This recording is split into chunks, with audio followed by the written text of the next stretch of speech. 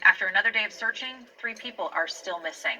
So far, crews have found one woman who was killed, and the Larimer County Sheriff's Office says she's related to those 3 people who are missing. The flooding destroyed 6 homes, damaged 1 more, and the Poudre River is still closed from the fish hatchery to Rustic while crews clean up. This week, Colorado marked 9 years since the Aurora Theater shooting. The community is still putting on a fundraiser at the Memorial Garden, something they couldn't do last year because of the pandemic. 9 News reporter Kelly Rinke spoke to a survivor about why it is still important to gather and remember. Let's see.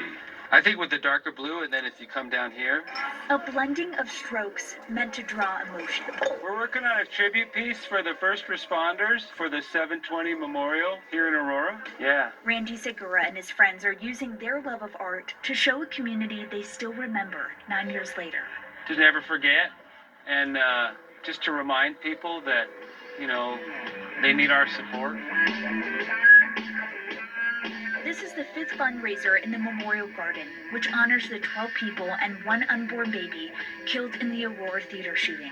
It's nice that from such a dire situation and a tragedy, all this is, it grows. It's got a growth to it as opposed to something that was ending. Definitely. This is your guys' first time at the garden? Joshua Nolan. How you been? Stops by here frequently. And we were hunkered behind the seats, and of course I took 2 shots, once in the leg and once in the arm. After surviving 2 gunshots that night, he came back to the garden Saturday to volunteer at the event. Yeah, enjoy. Yeah. Raising money to help other survivors get the help they need. So 100% of all the sales go straight to our foundations to help out anybody when it comes to that suffering from mass tragedies. It's kind of sad to see how these things happen anywhere, Time has brought more tragedies like this, but after 9 years, people are still finding ways to show these families they're not forgotten. So yeah, I think it's important to pay tribute any chance you get. In Aurora.